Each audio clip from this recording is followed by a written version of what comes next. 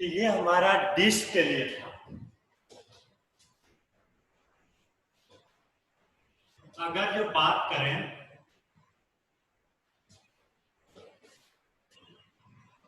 Next hollow cylinder की, तो hollow cylinder जो है सिमिलर होगा रिंग के, क्योंकि रिंग को ऊपर नीचे रखते जाओ तो क्या बनेगा, होलो सिलेंडर। तो रिंग और होलो सिलेंडर दोनों के लिए सेम फार्मूला होगा।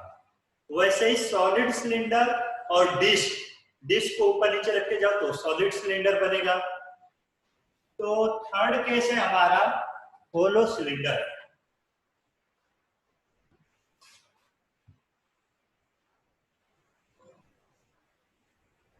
होलो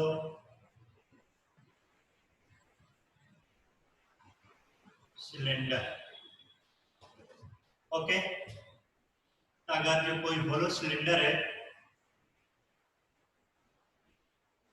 अगर जो डायग्राम दिखा है, ये हमारा क्या हो गया, रिंग। ये रिंग हो गया और बहुत सारे रिंग को ऊपर नीचे मैं रख दूं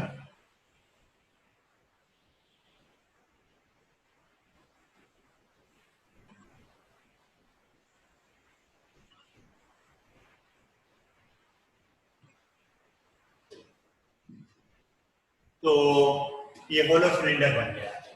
अब जो है इसके सरफेस के परपेंडिकुलर जो लाइन पास हो रही है, इसके बाद आईसी, तो फर्स्ट है about axis of hollow cylinder.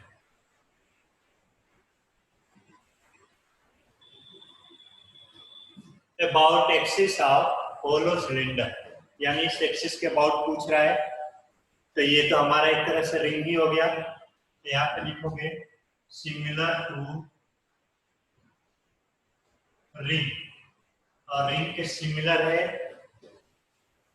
तो क्या होगा, आईसी की वैल्यू, अगर जो सिलेंडर की रेडियस आर है, मास सेम है, आईसी की वैल्यू एम आर स्क्वायर। अब बोलोगे कि रिंग और इसमें क्या डिफरेंस है, सिर्फ एम का डिफरेंस है, क्योंकि रिंग रखते जाओगे तो एक रिंग का वहां पे मास लेते हैं, तो यहाँ पे जितनी रिंग रखकर सिलेंडर बना रहे हो तो मास इंक्रीज करेगा, रेडियस तो सेम रहेगा। तो इसलिए आईसी जो है दोनों की वैल्यू, एक रिंग और सिलेंडर दोनों में आईसी डिफरेंस आएगा, फार्मूला सेम है लेकिन वैल्यू डिफरेंस हो जाएगा क्योंकि मास डिफरेंस हो जाता है।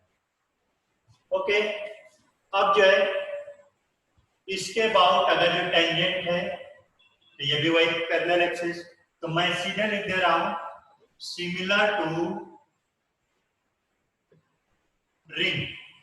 रिंग के सिमिलर ही फार्मूला यूज करेंगे, मैं अलग से फार्मूला नहीं लिख रहा हूं, चाहे ये एक्सिस हो या कोई एक्सिस हो। अब जो है इसमें दूसरा पॉइंट आता है कि perpendicular to the axis of cylinder,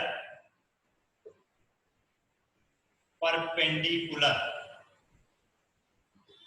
to the axis of hollow cylinder. ये होलो सिलेंडर इसके एक्सिस के परपेंडिकुलर, अगर जो आप चाहो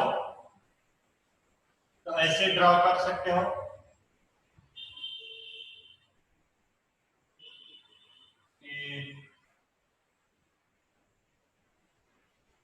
सिलेंडर हो गया,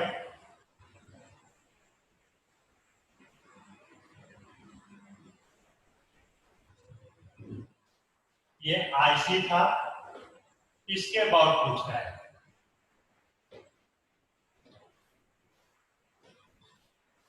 तो ये आईजेड की तरह बिहेव करेगा, लेकिन याद रखो इसके पहले जो है एक मुझे बताना चाहिए था रॉड के लिए, अगर जो सिलेंडर की रेडियस आर है और इसकी लेंथ L है,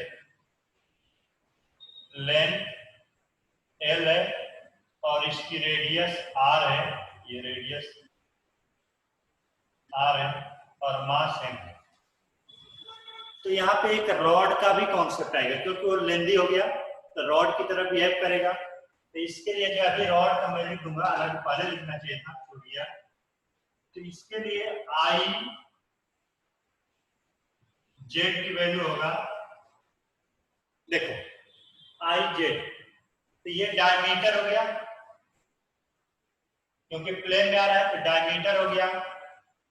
तो इसके बाद चेक करो तो ये हो जाएगा आई डायमीटर की वैल्यू आई सी बाई 2।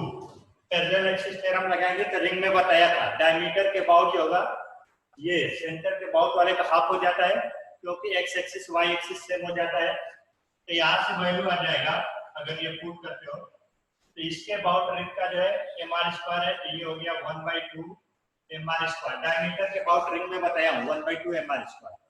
और ये डिस्टेंस जो है दोनों के बीच का L/2 हो गया।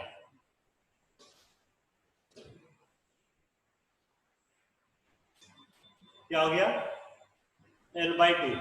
हालांकि ये पैरेलल एक्सिस लगाने की जरूरत नहीं है क्योंकि ये सेंटर नहीं है, सेंटर के बहुत पास होता तो पैरेलल एक्सिस लगाते, सेंटर तो यहाँ पे हो गया इसका। तो रॉड का कॉन्सेप्ट आएगा तो यहाँ पे लिखोगे आई जेड की वैल्यू जो होगा I Z equal to rod के लिए होता है ml²/12। ये रॉड का हो गया और ये रिंग के डायमीटर के about half M R square. तो ये वैल्यू आएगा।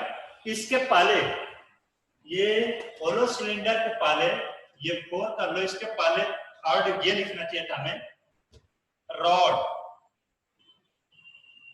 और रॉड के लिए अगर जो ये रॉड है,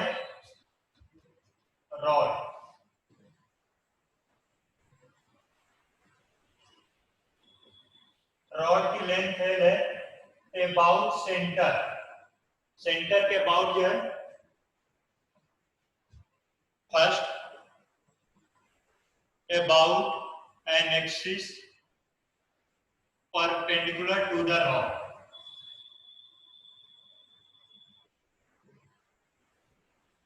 रॉड के परपेंडिकुलर कोई एक्सिस है तो उसके लिए आई सी की वैल्यू जो होता है ml²/12, ml²/12। यही फार्मूला वहां पे यूज कर रहा हूं क्योंकि ऐसे जब रॉड ये सिलेंडर होलो सिलेंडर रख दिए तो बाहर से देखोगे तो एक रॉड की तरफ भी बिहेव करेगा। तो रॉड की तरह है तो रॉड का भी फार्मूला आएगा ml²/12 और ये डायमीटर का भी है क्योंकि रॉड बहुत थीन होती है। अब यहाँ पे जो है ठीक है, कुछ मोटा है सिलेंडर तो वो रिंग का भी कॉन्सेप्ट आएगा।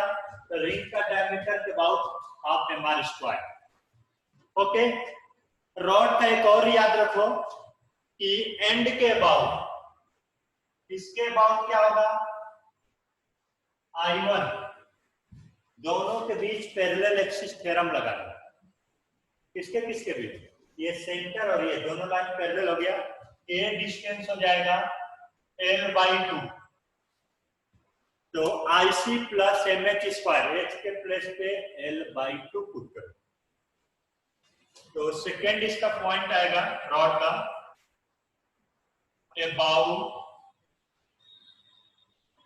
It's and point. And point के लिए जो है I1 यहीं पे लिख लो I1। चलो इसका जो है सेकेंड वाला जो है यहाँ पे जो लिखना I1 में यहाँ पे लिखा रहा हूं। I1 की वैल्यू जो होगा IC प्लस MH²।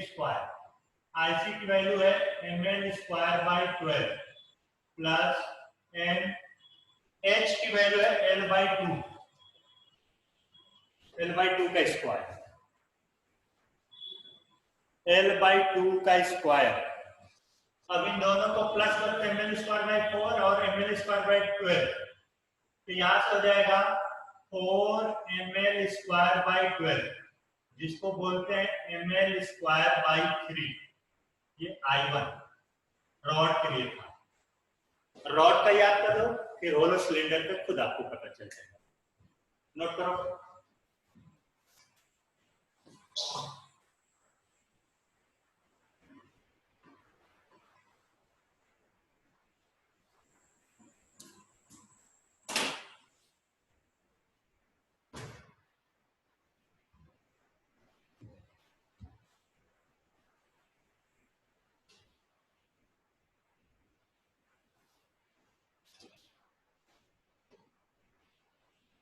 कुछ नहीं है, बस थोड़ा सा केयर करना है कि रॉड और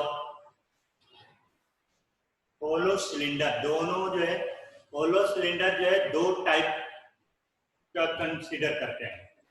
एक तो वो रिंग से बनता है, दूसरी उसकी हाइट हो गई तो वो रॉड की तरफ भी बिहेव करता है। तो पहले रॉड का समझना था कि रॉड का क्या होता है। तो अगर जो कोई रॉड है तो उसके सेंटर के अबाउट ml²/12 होता है, तो एंड के अबाउट क्या होगा, IC + MH²। Parallel axis theorem लगाया तो वो आ गया ml²/3। ये सब याद होना चाहिए डायरेक्ट, एंड के अबाउट ml²/3, क्योंकि ये सब कैलकुलेट करने में टाइम जाता है। फिर जो है रिंग की जब बात कर रहा हूं तो रिंग का जो है एक्सिस के अबाउट, तो एक्सिस के अबाउट सिर्फ वो रिंग की तरफ बिहेव करेगा, क्योंकि ऊपर से देखोगे तो हमें लगेगा रिंग है, तो रिंग है तो सेंटर के अबाउट क्या हो जाएगा mr²/2, सॉरी mr²। और जब उसके एक्सिस के परपेंडिकुलर यानी लेंथ के परपेंडिकुलर देखोगे तो आपको दोनों बिहेव करेगा। क्या लेंथ इसकी रॉड की तरफ बिहेव करेगा ml²/12, और ये डायमीटर की तरफ बिहेव करेगा, तो डायमीटर के अबाउट क्या होता है ½ mr², दोनों का कॉम्बिनेशन आ जाएगा। इसी तरह जो है सॉलिड डिस्क के लिए भी होता है, यानी अब होलो सिलेंडर, सॉलिड सिलेंडर जो है कैसे बनेगा, सॉलिड सिलेंडर में जो है डिस्क कंबाइन करते हैं। सॉलिड सिलेंडर, सॉलिड सिलेंडर के लिए क्या यूज करेंगे, डिस्क अबाउट सॉलिड सिलेंडर।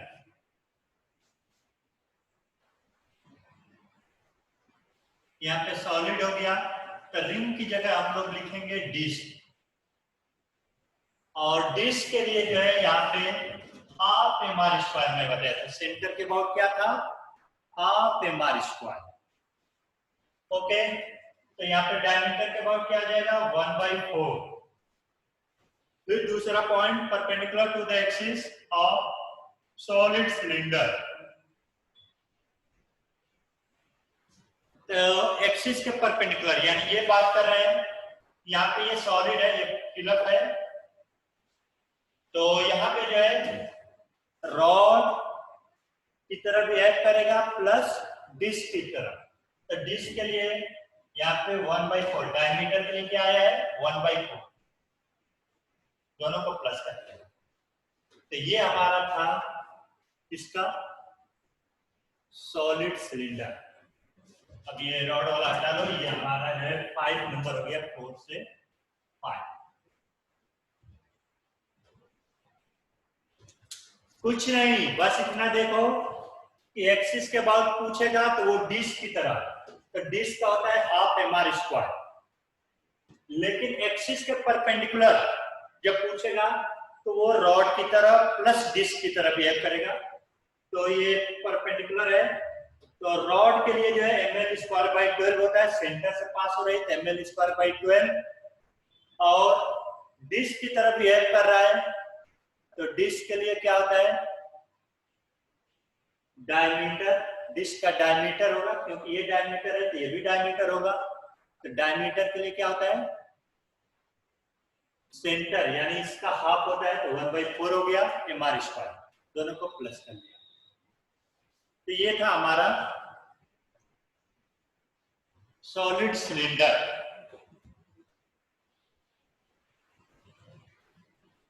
अब जो है रेक्टेंगुलर प्लेट की बात करेंगे। ठीक, या तो रेक्टेंगुलर प्लेट बोलो, या अब स्फीयर की तरह मूव करते हैं वो भी बोल सकते हो, बाद में प्लेट लिखेंगे।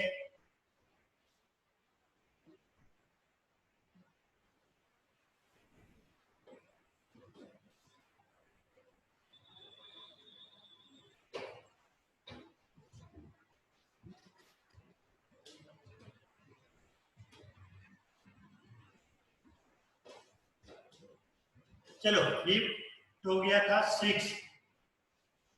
होलो स्फीयर की बात करें, प्लेट की चलो बाद में बात करेंगे। होलो स्फीयर, होलो स्फीयर के लिए जो है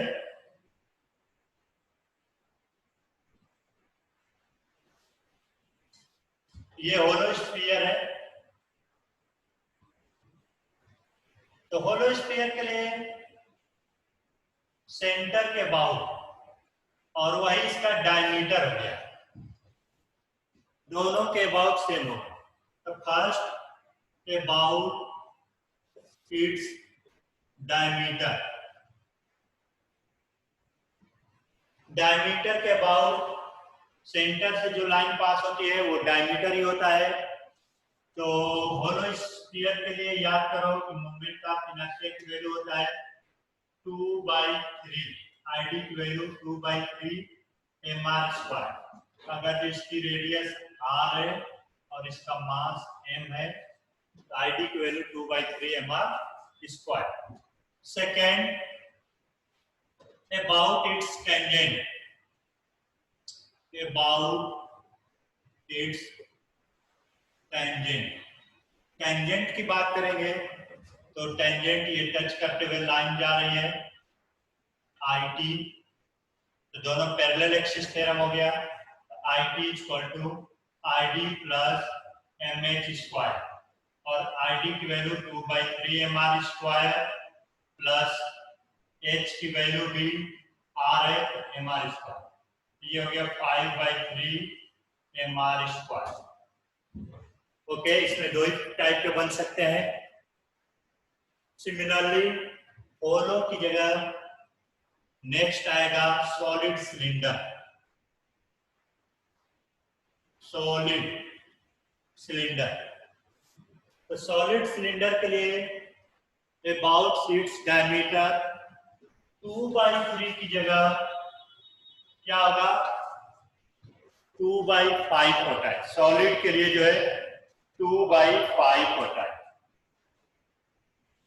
आईडी की वैल्यू 2/5 mr², होलो में 2/3 mr², solid cylinder solid sphere के लिए 2/5 mr², और टेंजेंट के अबाउट 2/5 mr² प्लस mr², ये हो जाएगा 7/5 mr²। ये हमारा सॉलिड स्फीयर हो गया। उसके बाद लास्ट जो है हमारा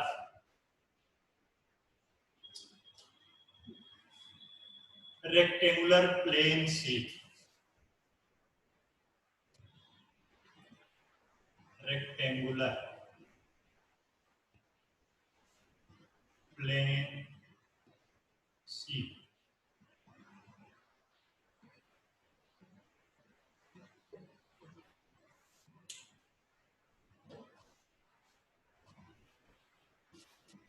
तो फर्स्ट इसमें about its center and perpendicular to its plane, यानी सेंटर के अबाउट बट प्लेन के परपेंडिकुलर है। उस केस में हमें चेक करना है क्या वैल्यू। तो प्लेन शीट हमने ये दिखा दिया कि ये प्लेन शीट है।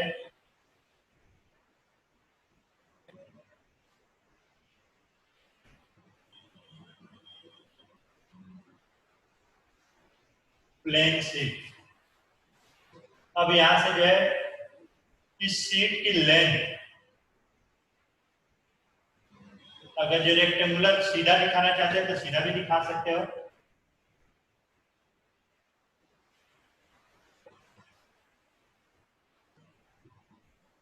लेंथ एल है और ब्रेथ भी है, तो इसका जो है ये पॉइंट है ऐसे 90 डिग्री पे शीट से। चलो उसको ऐसे मैं आउटवर्ड तो है लेकिन इसमें डायग्राम में दिखा नहीं पा रहा हूं, तो मैं कुछ कैसे दिखा दूं। चलो ये आई जेड है, वो आई सी के क्या, ये वैल्यू हमें चेक करना है। तो ये जो है दो ऐसे लेंथ देखेंगे तो भी रॉड की तरफ बिहेव करेगा, ऐसे लेंथ देखेंगे तो भी रॉड की तरफ बिहेव करेगा। तो इसके लिए आईसी की वैल्यू जो होगा, एक तो ml²/12 लेंथ के अबाउट देखेंगे तो रॉड की तरह ml²/12, ब्रेथ के अबाउट देखेंगे ये भी रॉड की तरह बिहेव करेगा, तो mb²/12। ये दोनों का कॉम्बिनेशन है ml²/12 प्लस mb²/12। तो मेन हमारा कॉन्सेप्ट यही है मोमेंट ऑफ इनर्शिया का। इसका थोड़ा सा एप्लीकेशन भी है। अब जो है तुम्हारा न्यूमेरिकल देख लेते हैं क्या है।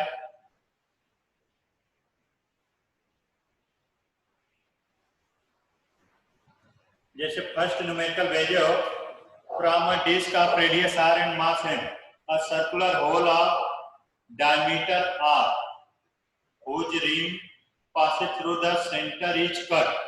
What is the moment of inertia of remaining part of disk about a perpendicular axis passing through the center? Cavity problem की तरह ये भी, इसमें भी एक कैविटी प्रॉब्लम बनता है। बोल रहा है कि एक रिंग है, सॉरी डिस्क है, आर रेडियस मास m है, ये डिस्क हो गया, ये इसका सेंटर हो गया, whose rim passes through from a disk of mass m radius r, a circular hole of diameter r। एक और होल बना रहा है r डायमीटर का।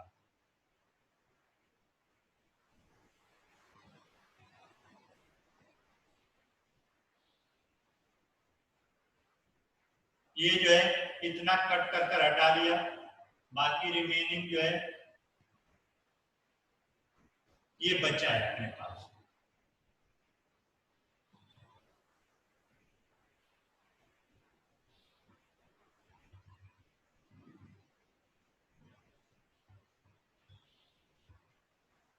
ये बचा है, पहले इसका मास m था, रेडियस r था।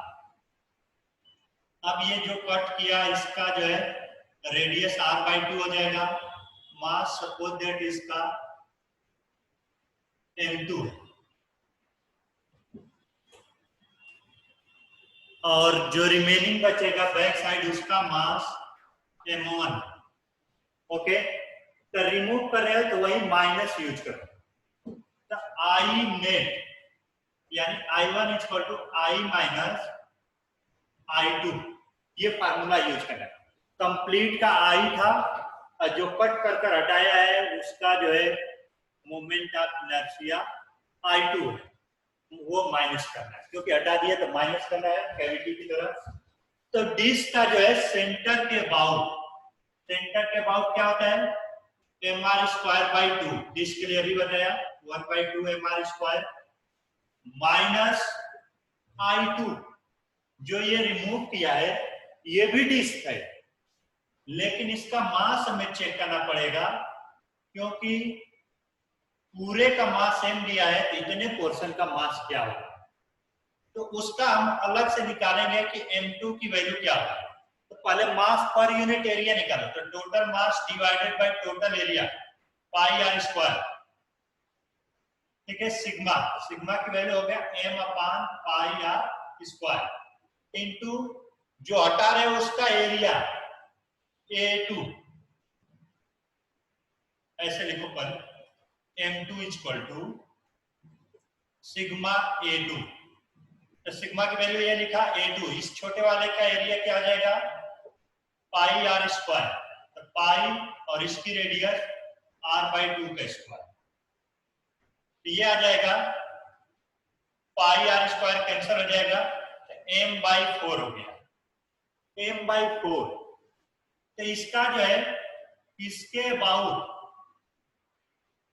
IC2 मिल गया सेंटर के बाउंड, ये C2 हो गया, ये C1 हो गया, ये IC1। अब जो है इसके बाद पूछ रहा है तो पैरेलल एक्सिस थ्योरम लगा लो, तो इसमें लिखोगे, चलो माइनस नीचे लिख लिया, माइनस सेंटर के बाउंड m2 r2 का स्क्वायर प्लस m2 h का स्क्वायर, यहां से हो गया 1/2 mr स्क्वायर माइनस m2 की वैल्यू m/4 और r2 इसकी रेडियस क्या हो गया r/2 का स्क्वायर, r²/4 प्लस m2 की वैल्यू m/4 और h, अगेन ये h कितना है r/2, तो r/2 का स्क्वायर mh स्क्वायर, h की वैल्यू r/2 लिखोगे तो r²/4, तो यहां से हो गया 1/2 mr स्क्वायर माइनस mr²/16 और mr²/16, ये हो जाएगा mr²/8, तो यहां से 4 - 1 3/8 mr², इसका आंसर आ जाएगा 3/8 mr²। सर साइड का दिख नहीं रहा है।